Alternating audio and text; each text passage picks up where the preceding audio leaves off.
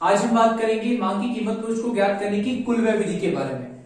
मांग की कीमत लोच को जब हम कुल-व्यय विधि के आधार पर ज्ञात करते हैं, तब हम क्या करते हैं कि कीमत का और मात्रा का कंपैरिजन ना करके कीमत व कुल व्यय का कंपैरिजन करते हैं। अब ये कीमत और कुल व्यय का कंपैरिजन होता कैसे? तो देखो, जब हम कीमत को मात्रा से गुणा कर देंगे तो हमारे को कुल व्यय प्राप्त हो जाएगा।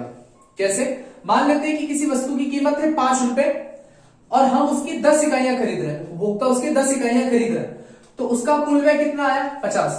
तो ये तो बात होगी कि कुल व्यय कैसे ज्ञात करते हैं। अब हम बात करते हैं इनमें संबंध की। तो सबसे पहली चीज कि जो ये कुल व्यय विधि थी, इसके प्रतिपादक थे प्रोफेसर मार्शल, एल्फ्रेड मार्शल। इसे हम मार्शल की कुल व्यय विधि भी कहते हैं। मार्शल ने क्या कहा कि अगर कीमत और कुल व्यय में ऋणात्मक संबंध है, मार्शल ने कहा कि यदि कीमत में और मात्रा में नहीं, कीमत में व कुल व्यय में, कीमत में व कुल व्यय में ऋणात्मक संबंध है, तो यह मांग की लोच इकाई से अधिक होगी। कैसे? मान लेते हैं कि किसी वस्तु की कीमत है 2 रुपए, ठीक है, और उपभोक्ता उसकी 4 इकाइयों को खरीद रहा है। अब किसी वस्तु की कीमत 2 रुपए थी और उपभोक्ता इसकी कितने इकाइयों को खरीद रहा है? 4 इकाइयों को। तो टोटल खर्चा कितना आया? 8 रुपए का खर्चा है। मान लेते हैं कि कीमत 1 रुपए हो गई, यानी कि कम हो गई। अब उपभोक्ता उसकी 10 इकाइयां खरीद रहा है। सीधी सी बात है, अगर कीमत घटेगी तो उपभोक्ता उसकी मात्रा को बढ़ाएगा। अब 1 रुपए कीमत पर वो क्या कर रहा है? 10 इकाइयों को खरीद रहा है। अब उसका कुल व्यय कितना आ गया? 10 मल्टीप्लाई बाय 1, तो कितना आ गया? 10। यानी कि देखो, कीमत कहां पर ज्यादा थी? यहां कीमत ज्यादा है ना, यानी जब कीमत ज्यादा थी और कुल व्यय क्या है? यहां कम है, यहां ज्यादा है। यानी कि जब कीमत ज्यादा थी तो कुल व्यय कम था, और जब कीमत कम हो गई, कीमत 1 रुपए हो गई, मतलब 2 रुपए से घटकर 1 रुपए हो गई, कीमत कम हो गई ना, परंतु कुल व्यय बढ़ गया। पहले हम 8 रुपए का ही खर्चा कर रहे थे, अब हम 10 रुपए का खर्चा कर रहे हैं।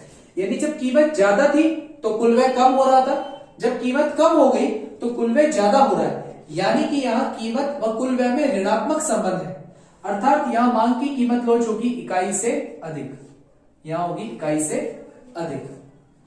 तथा मार्शल ने कहा कि यदि कीमत व कुल व्यय में धनात्मक संबंध है। अब धनात्मक कैसे? मान लेते हैं कि किसी वस्तु की कीमत है 2 रुपए, सेम एग्जांपल, और उपभोक्ता उसकी 4 इकाइयां खरीद रहा था, यानी कि उसका टोटल खर्चा कितना आ रहा था? 8 का, ठीक है।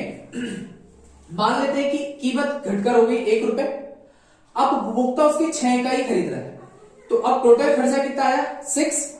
यानी कि जब कीमत ज्यादा थी तो देखो कि कुल व्यय कहां ज्यादा? ऊपर ज्यादा, और जब कीमत कम हो गई तो कुल व्यय भी क्या हो गया? कम। यानी कि जब कीमत ज्यादा थी तो कुल व्यय भी ज्यादा था, कीमत कम हो गई तो कुल व्यय भी कम हो गया। ये कैसा संबंध हो गया? धनात्मक। तो धनात्मक में यहां मांग की कीमत लोच होगी इकाई से कम। ये याद रखना है, मार्शल ने कहा है कि जब ऋणात्मक संबंध होगा तो मांग की कीमत लोच होगी इकाई से अधिक, जब धनात्मक संबंध होगा तो मांग की कीमत लोच क्या होगी? इकाई से कम। लेकिन मान लेते हैं कि कीमत थी 2, उपभोक्ता खरीद रहा था 4 इकाई, खर्चा आया 8। अब कीमत घटकर हो गई 1, उपभोक्ता ने 8 इकाई खरीदी, अभी भी खर्चा कितने का आया? 8। यानी कीमत में तो परिवर्तन हो रहा है, कीमत में तो परिवर्तन हो रहा है, लेकिन क्या कुल व्यय में कोई परिवर्तन हो रहा है? क्या कोई परिवर्तन नहीं हो रहा। यानी पहले भी कुल व्यय जितना था, अभी भी कुल व्यय उतना ही है, यानी कि कुल व्यय समान है।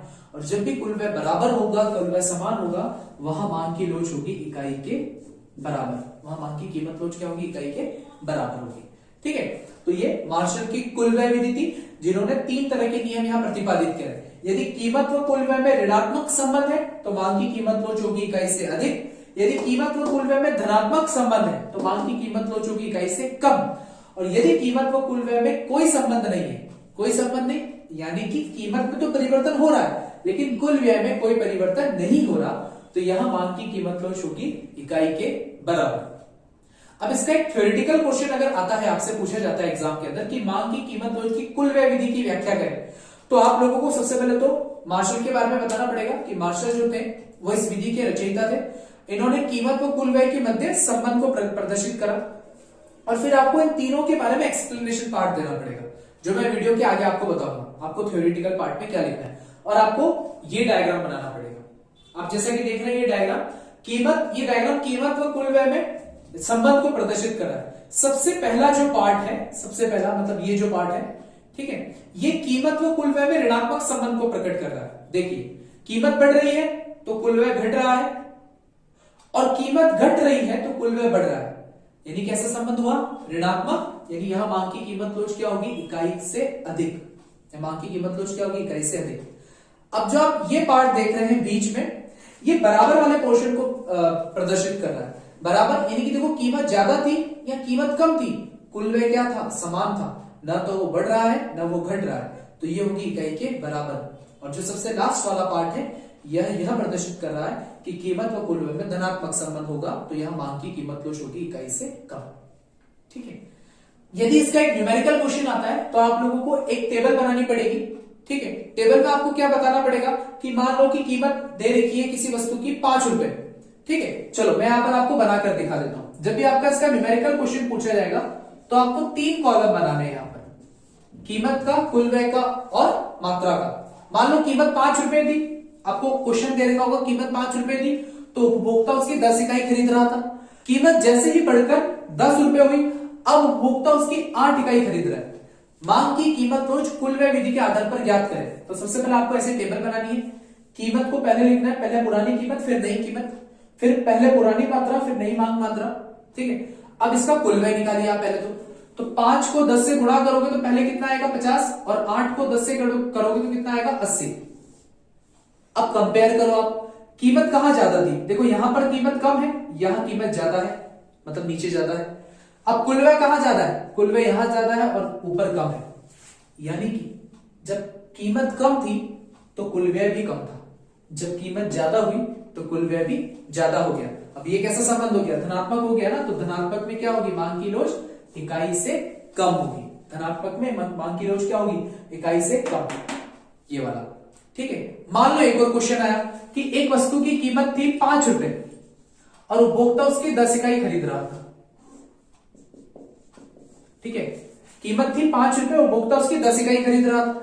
अब कीमत जब बढ़कर 10 रुपए हुई तो अब उपभोक्ता उसकी 5 इकाई खरीद रहा है ना। अब कुल व्यय निकालो, 10 को मल्टीप्लाई 5 से करोगे तो कितना आएगा 50, और यहां 5 को 10 से मल्टीप्लाई करोगे तब भी कितना आएगा 50। यानी कि कीमत में तो परिवर्तन हो रहा है, कीमत में तो परिवर्तन हो रहा है, लेकिन कुल व्यय में कोई परिवर्तन नहीं हो रहा। देखिए, कुल व्यय में कोई परिवर्तन नहीं हो रहा, तो यहां मांग की कीमत लोच क्या होगी, इकाई के बराबर। तो ये थी आपकी कुल व्यय विधि। जो इसके रचयिता कौन थे, मार्शल, प्रोफेसर एल्फ्रेड मार्शल ने इस विधि का प्रतिपादन किया था। ठीक है, तो थ्योरेटिकल पोर्शन में आपको यह बताना है, न्यूमेरिकल क्वेश्चन को इस तरीके से आपको सॉल्व करना है।